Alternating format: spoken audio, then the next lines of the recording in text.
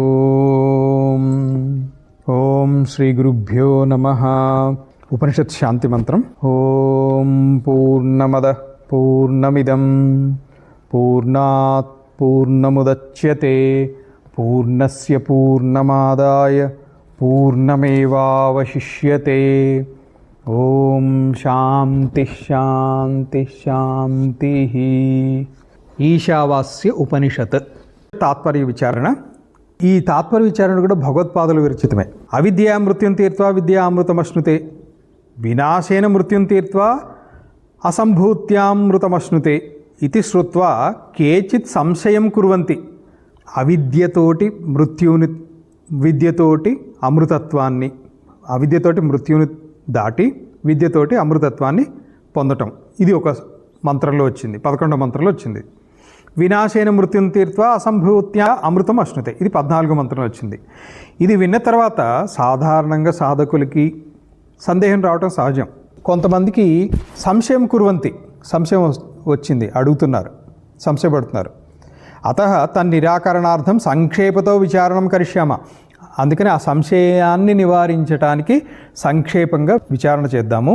ఇది ఉపాసనకు సంబంధించినటువంటి సంశయంలే, ఆత్మజ్ఞానానికి సంబంధించినటువంటిది కాదు. ఇక్కడ సంశయం, పూర్వపక్ష యొక్క సంశయం ఏంటంటే, తత్ర తావత్ కిం నిమిత్త సంశయ ఇది ఉచ్యతే. సంశయానికి నిమిత్తం ఏంటి అనేటువంటి దాన్ని చెప్పబోతున్నారు. విద్యాశబ్దేన ముఖ్య పరమాత్మ విద్య ఏవ కస్మాత్ న గృహ్యతే అమృతత్వం చ. ఇప్పుడు విద్య అంటే ఉపాసన అని చెప్పారు 11వ మంత్రం తర్వాత నుంచి. ఆత్మజ్ఞానమైన ఎందుకు తీసుకోకూడదు? అంతేగాని విద్య అమృతమశ్నుతే అన్నప్పుడు సాపేక్షిక అమృతత్వము, బ్రహ్మలోకం దాకా వెళ్ళి మళ్ళీ వస్తారని చెప్తున్నారు. అలా ఎందుకు తీసుకోవాలి? అమృతత్వం అంటే మోక్షమైన ఎందుకు తీసుకోకూడదు? కస్మాత్న గృహ్యతే అమృతత్వంచ, ఇదే ఇక్కడ సంశయం. దీనికి భగవత్పాదుల వారి యొక్క వివరణ సిద్ధాంతం ప్రకారంగా, నను ఉక్తాయా పరమాత్మ విద్యాయా కర్మణః చ విరోధాత్ సముచ్చయ అనుపపత్తి. మీరు చెప్పినట్టుగా విద్య అంటే జ్ఞానం అనేటువంటి అర్థం తీసుకుంటే, ఈ 11 నుంచి చెప్పినటువంటి మంత్రాల్లో కర్మ లేదా అవిద్య, విద్య యొక్క సముచ్చయము, లేదా అసంభూతి, సంభూతుల యొక్క సముచ్చయం చెప్పింది. విద్య అనేటువంటిది జ్ఞానం తీసుకుంటే, అవిద్య అనేటువంటిది కర్మ అనేటువంటిది అర్థంలో మీకు సందేహం లేదు, ఎవరికి సందేహం లేదు. అప్పుడు ఏమైంది? కర్మ జ్ఞానములను సముచ్చయంతో అనుష్ఠించుము అనేటువంటి అర్థం వస్తుంది. అది ఎక్కడా కూడా కుదరదు. వీటి మధ్య భేదం ఎటువంటిది అంటే పర్వతవత్ అకంపం, పర్వతము వలె అచలింపనటువంటి భేదం ఇది. ఎవరితోటి కూడా తుడిచిపెట్టడానికి సాధ్యం కానటువంటి భేదం అది. కాబట్టి ఇక్కడ విద్య అనేటువంటి దాంతో ఉపాసనే తీసుకోవాలి అని సముచ్చయ అనుపపత్తి ఉంది. కాబట్టి మళ్ళీ వెంటనే పూర్వపక్షి అడుగుతున్నారు, సత్యం సరే విరోధం ఉండరాదు అనేటువంటి మాట అలాగే తీసుకుందాం గాక. విరోధాతు నా అవగమ్యతే విరోధ అవిరోధయో శాస్త్ర ప్రమాణకత్వాత్. ఇప్పుడు విరోధము లేకుండా ఉండటాన్ని, ఈ విషయంలో ప్రమాణం ఏంటి? విరోధం ఉంది లేదా విరోధం లేకుండా ఉన్నాయి అని చెప్పడానికి శాస్త్రమే ప్రమాణం కదా. శాస్త్రం అంటే ఇక్కడ జ్ఞాన సాధనం. యథా అవిద్యానుష్ఠానం విద్యా ఉపాసనంచ శాస్త్ర ప్రమాణం. ఏ విధంగా అయితే అవిద్య అంటే కర్మని అనుష్ఠించటము, విద్య ఉపాసనం, ఈ రెండు శాస్త్ర ప్రమాణకం. తథా తద్విరోధ అవిరోధౌ అపి. ఏ విధంగా అయితే శాస్త్రమే ప్రమాణమో కర్మ చేయటానికి, ఉపాసన చేయటానికి, అదే విధంగా వాటి మధ్య విరోధం ఉంది లేదా అవిరోధము అనేటువంటి దాన్ని కూడా మనం శాస్త్రాన్ని బట్టే నిర్ధారించాలి. శాస్త్రంలో వీటి మధ్య విరోధం ఉంది అని చెప్తోందా, లేదని చెప్తోందా, అదే మనం స్వీకరించాలి. యథాచ న హింస్యాత్ సర్వా భూతాని. వేదం ఏం చెప్తుంది? అహింసో పరమో ధర్మ అని చెప్తుంది. అలాగే ఇంకొక చోట కర్మకాండకు సంబంధించి ఏం చెప్తుంది అని అంటే, హింసించమని చెప్తుంది. అంటే పశుబలిని చెప్తుంది యజ్ఞయాగాది కొన్ని కార్యాల్లో, కొన్ని యజ్ఞాల్లో, అన్ని యజ్ఞాల్లో కాదు. అక్కడ ఒక చోటేమో హింసించాలి అని చెప్పింది, ఇంకొక చోట హింసించొద్దు అని ఉంది. యథాచ న హింస్యాత్ సర్వాభూతాని ఇది శాస్త్రాద్ అవగతం. పునః శాస్త్రేణ ఏవ బాధ్యతే అధ్వరే పశుం హింస్యాత్. ఇది యజ్ఞంలో పశుబంధనం, పశువుని హింసించండి అని చెప్తోంది. ఏమం విద్యో అపి స్యాత్ విద్యాకర్మణో సముచ్చయ. కాబట్టి ఇదే విధంగా విద్యాకర్మల విషయంలో కూడా శాస్త్రాన్ని బట్టే మనం స్వీకరించాలి. శాస్త్ర ప్రమాణంతో ఆత్మజ్ఞానము కర్మ సముచ్చయము సంగతమే. ఇది పూర్వపక్ష యొక్క వాదన. అంటే జ్ఞానాన్ని కర్మని కలిపి అనుష్ఠించాలి.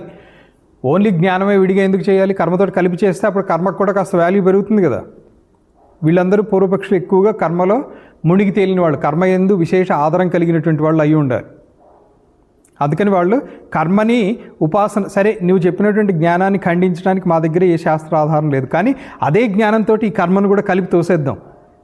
ఇప్పుడు పాస్ అయిన వాళ్ళతోటి ఒక మార్కు తక్కువ వస్తే వచ్చింది వీళ్ళని కూడా పాస్ చేయండి అని గ్రేస్ మార్క్ కలిపారనుకోండి, అందరూ పాస్ అయిపోయినటువంటి వాళ్ళు అవుతారు కదా. వాళ్ళతో పాటు వీళ్ళని కూడా నెక్స్ట్ ఇయర్కి దోసేయచ్చు కదా. ఆ విధంగా కర్మని ప్రమోట్ చేద్దామని చూస్తున్నారు వీళ్ళు. నా శంకర భగవత్పాదుల వారి వాక్యం ఇది. నా కాదు, అలా కాదు, సిద్ధాంతం అంటారు దీన్ని. దూరమైతే విపరీతే విశూచి అవిద్య యాచ విద్య. కఠోపనిషత్తు ఇది శృతివాక్యమే ప్రమాణం అని చెప్పి మీరు అంటున్నారు, నేను దాన్నే స్వీకరించి చెప్తున్నాను, నేను అదే ఒప్పుకుంటాను. కఠోపనిషత్తులో స్పష్టంగా ఏం చెప్పారు? దూరం ఏతే విపరీతే విశూచి అవిద్య యాచ విద్య. మీరు అన్నట్లు అవిద్య అంటే కర్మ, విద్య అంటే జ్ఞానం అని తీసుకుంటే కఠోపనిషత్తులో స్పష్టంగా చెప్పారు ఈ రెండిటికి మధ్య కూడా పర్వతవత్ అకంప భేదం ఉంది. వాటి మధ్య భేదం ఉంది. ఎంత భేదం? ఇవి పరస్పరము విరుద్ధమైనటువంటివి, భిన్న ఫలములు కలిగినటువంటివి అని శృతే చెప్తోంది. కఠోపనిషత్తులో వచ్చింది ఈ వాక్యం. మళ్ళీ పూర్వపక్షి అడుగుతున్నారు, సరే విద్యాంచ అవిద్యాంచ ఇది వచనాత్ అవిరోధ. విద్యతోటి మరియు అవిద్యతోటి అని చెప్పారు కదా, అక్కడ విరోధం ఏముంది? రెండు సమానం అని చెప్పినట్టే కదా అక్కడ. ఇది చేత్ ఇలా ఎందుకు స్వీకరించకూడదు అని, ఇక్కడ ఇది చేత్ ఇలా అని ఎందుకు అనకూడదు? విరోధం లేదు అని. నా ఇలా కూడా కాదు, ఎందుకంటే శృతిలో మీరు అన్నదానికి సమాధానం ఉంది. ఏంటది? హేతు స్వరూప ఫల విరోధాత్. హేతు అంటే దానికి కారణము, ఫలము, ఫలితం. ఇది చేయటానికి హేతువు, చేసినప్పుడు కలిగేటువంటి ఫలితము. వీటిల్లో విద్యకి అవిద్యకి భేదములు ఉన్నాయి. విద్యకి హేతువు వేరు, అవిద్యకి హేతువు వేరు. అవిద్యకి హేతు ఏంటి? కామనలు. విద్యకి హేతు ఏంటి? కామనా రాహిత్యం, ఏషణాత్రయత్యాగం. కాబట్టి ఈ రెండిటికి హేతు వేరు. ఫలితం పోని ఫలితం తీసుకుంటే కామనలతోటి చేసేటువంటివి బంధాన్ని కలిగిస్తున్నాయి. అకామనతోటి ఉన్నటువంటి వాడికి బంధ రాహిత్యం కలుగుతోంది. అక్కడ కూడా ఫలితంలో కూడా భేదం ఉంది. హేతు స్వరూప ఫల విరోధాత్ విద్యా అవిద్యా విరోధ అవిరోధయో వికల్ప అసంభవాత్. వికల్పం అనేటువంటిది సంభవించదు. విధి నిషేధ వాక్యములతోటి కర్మ నిర్ధారించబడుతోంది. వస్తువును బోధించేటువంటి వాక్యంతో ఆత్మజ్ఞానం సంపన్నమవుతోంది. కర్మ అంతా కూడా ఎంతసేపు ఏం చెప్తోంది? ఇది చెయ్యి, ఇది చెయ్యొద్దు, ఇలాగే చెప్తోంది. కానీ వస్తువు ఆత్మతత్వాన్ని మాత్రమే జ్ఞానవాక్యాలు చెప్తున్నాయి. కాబట్టి ఈ విధంగా హేతువునందు అలాగే ఫలితం కర్మజ్ఞానానికి అనుష్ఠానం అపేక్షిస్తుంది, ఆత్మజ్ఞానానికి త్యాగాన్ని అపేక్షిస్తోంది, ఏషణాత్రయ త్యాగం. కాబట్టి అపేక్షలో కూడా మార్పు ఉంది. ఇది స్వరూపం నందు విరోధం. కర్మలకు ఫలితం స్వర్గాది లోకములు, ఇవి సాధ్యములు. మరి జ్ఞానానికి ఫలితం నిత్యసిద్ధ ఆత్మ, అది ఎప్పుడూ నీవే అయి ఉన్నావు. కాబట్టి ఫలమునందు విరోధం. కాబట్టి సముచ్చయం అనేటువంటిది పొసగదు. విద్యా అవిద్యలకు విరోధమా లేక అవిరోధమా అంటే ఒకచోట విరోధము ఇంకొక చోట అవిరోధము అనేటువంటిది ఎప్పటికీ కుదరదు. సూర్యుడు ప్రకాశిస్తున్నాడు, చీకటి కనిపిస్తోంది, రెండు ఒకే చోట సంభవం కాదు. అలాగే విద్యా అవిద్యలకు కూడా కొన్ని చోట్ల విరోధము, కొన్ని చోట్ల అవిరోధము, కొన్ని చోట్ల విడివిడిగా ఉండటము, కొన్ని చోట్ల కలిసి ఉండటం అనేటువంటిది సాధ్యము కాదు. అయినా మళ్ళీ పూర్వపక్షి ఇంకొక సందేహం, సముచ్చయ విధానాత్ అవిరోధ ఏవ. సరే సముచ్చయం చేయటం అనేటువంటిది ఆ విధానంలో అవిరోధ ఏవ ఇది చేత్. సరే సముచ్చయం చేయటంలో విరోధం లేదు అనుకుందాం, పోయిందే ఉంది. సముచ్చయం అనేటువంటిది శృతే విధిస్తోంది కదా. ఇంతవరకు 11 నుంచి చెప్పినటువంటి మంత్రాల్లో విద్యని అవిద్యని, అసంభూతిని సంభూతిని సముచ్చయం చేసే అనుష్ఠానం చేయమని కదా చెప్పింది. అది విధించింది కాబట్టి వాటి మధ్య విరోధం లేనేని ఎందుకు అనుకోకూడదు. దేని మధ్య విరోధం లేదు? జ్ఞానమునకు కర్మనకు సముచ్చయం. ఇక్కడ జ్ఞానం అంటే ఆత్మజ్ఞానం, ఉపాసన కాదు. ఆత్మజ్ఞానానికి కర్మకి, కర్మ అంటే కర్మ ప్లస్ ఉపాసన, వీటికి సముచ్చయము విరోధం లేదు అది ఎందుకు తీసుకోకూడదు అంటారు పూర్వపక్షి. నా భగవత్పాదుల వారి వాక్యం నా కాదు, అది సరికాదు. ఎందుకని? సహసంభవ అనుపపత్తే, ఒకే వ్యక్తిలో రెండు ఒకే కాలంలో కలిసి ఉండటం అనేటువంటిది సాధ్యం కాదు. ఆత్మజ్ఞాని అయి ఉంటాడు, నిత్య కర్మానుష్ఠానపరుడు అయి ఉంటాడు, ఇది సాధ్యం కాదు. సరే, దాని తర్వాత ఇంకొక ఆక్షేపణ, క్రమేణ ఏకాశ్రయస్య తాం విద్యా విద్యే ఇది చేత్. సరే, మీరు అన్నట్లు ఏకకాలంలో ఉండవు అనుకుందాం, కానీ ఏకకాలంలో లేకపోయినా ఒకే వ్యక్తిలో విద్య అవిద్య అంటే జ్ఞానము కర్మ క్రమంగా ఉండవచ్చేమోగా. అంటే రాత్రి నిద్రపోయేటప్పుడు అవిద్య, పొద్దున్నే మేల్కోగానే కొంచెం అవిద్య కొంచెం విద్య, మధ్యాహ్నం సూర్యప్రకాశంతో ఉన్నప్పుడు విద్య, అలా ఎందుకు ఉండకూడదు? అంటే ఒక కాలంలో అవిద్య ఒక కాలంలో విద్య, ఇలా ఉండొచ్చు కదా. నా ఇది కూడా కాదు. విద్యోత్పత్తౌ అవిద్యాయా హి అస్తత్వాత్ తదాశ్రయే అవిద్యానుపపత్తే. ఇప్పుడు సూర్యప్రకాశం అయ్యింది అంటేనే చీకటి నశించింది, సూర్యప్రకాశంతో చీకటి నశించిపోయింది. ఈ ఉపమానం ఎందుకంటే జ్ఞానము ఉత్పన్నమయ్యింది అంటేనే అవిద్య నశించిపోయింది. జ్ఞానము ఎవరి ఎందైతే ఉత్పన్నమయ్యిందో, ఏ వ్యక్తి అయితే జ్ఞానంలో స్థిరపడి ఉన్నాడో ఆ వ్యక్తిలో అవిద్య అనేటువంటిది సంభవం కాదు. విద్యోత్పత్తౌ అవిద్యా హి అస్తత్వాత్ తదాశ్రయే అవిద్యానుపపత్తే. నహి అగ్ని ఉష్ణ ప్రకాశ చ ఇది విజ్ఞానోత్పత్తౌ యస్మిన్ ఆశ్రయే తద్ ఉత్పన్నం తస్మిన్ ఏవ ఆశ్రయే శీత అగ్ని అప్రకాశో వా ఇది అవిద్యాయా ఉత్పత్తి. ఇప్పుడు అగ్ని ఉన్నదండి, అగ్ని ఉన్నదంటే అగ్నికి ఉన్నటువంటి రెండు లక్షణాలు, దగ్గరికి వెళ్తే వేడి తెలుస్తుంది, ఉష్ణం ఉంది, దూరం నుంచి కూడా అగ్ని కనిపిస్తోంది, ప్రకాశవంతము, ఈ రెండు లక్షణాలు ఉన్నాయి. ఉష్ణము ప్రకాశము అగ్నిలో ఉండేటువంటి లక్షణములు. ఇదే విధంగా అగ్నిలో చల్లదనము తమస్సు ఉన్నాయి అని చెప్పడానికి సాధ్యమవుతుందా? ఏ కాలంలో ఉన్నా కానీ అది సాధ్యమవుతుందా? కాదు. అదేవిధంగా జ్ఞానములో స్థిరపడినటువంటి వ్యక్తి యందు అజ్ఞానము అవిద్య అనేటువంటిది చేరదు ఎట్టి పరిస్థితుల్లోనూ, పరస్పర భిన్నమైనటువంటివి. యస్మిన్ ఆశ్రయే తదుత్పన్నం తస్మిన్నేవ ఆశ్రయే శీత అగ్ని అప్రకాశో వా ఇది అవిద్యాయా ఉత్పత్తి. ఉదాహరణకు రోజు యజ్ఞం చేస్తున్నారు, యజ్ఞంలో మీకు వేడి తెలుస్తోంది, ప్రకాశము తెలుస్తోంది. అదే యజ్ఞంలో నాకు అగ్నిలో చల్లగా గోచరించింది, చీకటి కనిపించింది అని చెప్తారా? సంభవం ఉందా? అసలు సంభవత ఉందా అక్కడ? నా అపి సంశయ అజ్ఞానం వా. కాబట్టి ఎటువంటి భ్రమ కానీ అజ్ఞానం కానీ ఉండవు. యస్మిన్ సర్వాణి భూతాని ఆత్మైవా భూద్విజానతః తత్ర కో మోహః కః శోకః ఏకత్వమనుపశ్యతః ఇది శోకమోహాది అసంభవ శ్రుతేః. 7వ మంత్రంలో చెప్పుకున్నాం. ఆత్మయందు అన్ని భూతములు ఆత్మరూపంలోను, ఆత్మ అన్ని భూతముల రూపంలోను, అంటే అన్ని భూతములు తన ఆత్మయే అయి ఉన్నాయో అటువంటి ఏకత్వాన్ని దర్శనం కలిగినటువంటి వ్యక్తికి కశోకః కహ మోహః కో మోహః కశోకః ఏకత్వం అని పశ్యతః. ఇలా సమదర్శి అయినటువంటి వాడికి శోకము మోహం ఎక్కడి నుంచి వస్తాయి? ఇది అసంభవం. ఇది శోకమోహాది అసంభవ శృతే. శృతివాక్యం ద్వారా ఇది అసంభవము. అవిద్యా అసంభవాత్ తదుపాదానస్య కర్మణః అపి అనుపపత్తిం అవోచామ. జ్ఞాని ఎందు అజ్ఞానం అనేటువంటిది సంభవము కాదు. కాబట్టి అజ్ఞానమే ఉపాదానంగా కలిగినటువంటి కర్మ జ్ఞానికి అంటదు, సంభవం కాదు అని చెప్పాం. అమృతం అశ్నుతే ఇది అపేక్షికం అమృతం. ఆపేక్షికం అమృతం, అమృతత్వాన్ని పొందటం అనేటువంటిది ఇది ఆపేక్షిక అమృతం, శాశ్వత అమృతత్వం కాదు. జీవన్ముక్తి లేదా మోక్షము అని ఏదైతే అమృతత్వం చెప్తున్నామో ఆ అమృతత్వానికి తక్కువ స్థాయి అమృతత్వం ఇది. అందుకనే ఆపేక్షిక అమృతత్వము అన్నారు. స్వర్గాదిలోకములు వెళ్ళి దీర్ఘకాలం అక్కడ ఉండి మళ్ళీ వెనక్కి రావటం. పితృలోకాది గమనంతో పోలిస్తే ఇది ఎక్కువ కాలం దీర్ఘకాలం అక్కడ ఉంటారు కాబట్టి ఆపేక్షిక అమృతత్వం ఇది.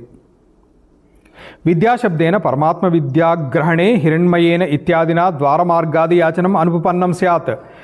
అంతేకాదు, ఇప్పుడు చివరిలో మనం ఏం చెప్పుకున్నాం? హిరణ్మయేన పాత్రేణ సత్యస్యాపి హితం ముఖం అని చెప్పుకున్నాం. ఇది ఉపాసకుడి యొక్క ప్రార్థన అని నేను చెప్పాను కాబట్టి మీకు అర్థమైంది. అక్కడ విద్య అనేటువంటి తోటి జ్ఞానం అనేటువంటి శబ్దాన్ని తీసుకుంటే ఈ విద్యను అనుష్ఠించినటువంటి వాడు, జ్ఞానాన్ని పొందినటువంటి వాడు ఇలాంటి రిక్వెస్ట్ చేస్తాడా? నేను ఇంతకాలం ఉపాసనలు చేశాను, ఆ తలుపు తీయి, అంతా ఒకటే అయినటువంటి వాడికి అడ్డంకి ఏముంటుంది? మార్గాన్ని అపావృణు అని ఎందుకు రిక్వెస్ట్ చేస్తాడు? లోపల బయట అంతా తనే ఉన్నప్పుడు ద్వారానికి, ముఖద్వారానికి అడ్డుగా ఏదో ఉంది అనేటువంటి భావన ఎందుకు కలుగుతుంది? అపావృణు అనేది ఎవరిని రిక్వెస్ట్ చేయాలి తను?